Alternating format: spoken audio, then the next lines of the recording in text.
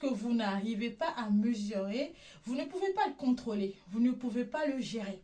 Moi, en général, quand je travaille avec les entreprises, surtout, là, je vais parler de manière spécifique avec aux TPME, aux PME qui ont des SaaS ou fournissent des services cloud à leurs clients et qui ont l'habitude de manipuler plusieurs ressources au sein du cloud et qui n'ont pas forcément des équipes assez solides ou fournies en termes de consultants pour les aider de manière bien aiguisée sur le sujet et qui tombent généralement dans ces pièges-là. Donc, moi, ce que je propose dans des situations pareilles, c'est autour de trois piliers.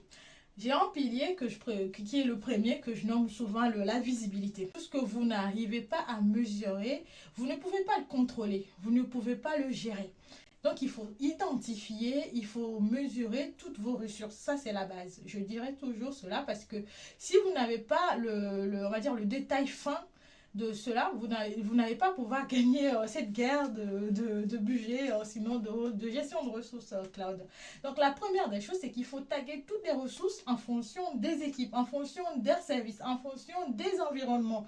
Et oui, ça peut paraître peut-être excessif les amis, mais c'est ça le job. Il faut le faire pour pouvoir voir clair, sinon ça ne va pas le faire. Et donc il faudrait identifier chaque ressource cloud, identifier quel est le service qui consomme cette ressource, quelle est l'équipe qui est en charge de ce service, c'est une application, une infra, et comme ça tout le monde a un peu la facture de sa consommation.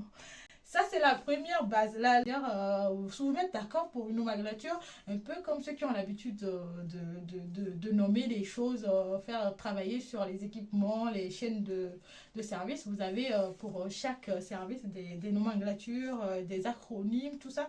Donc, c'est comme ça qu'il faut le faire.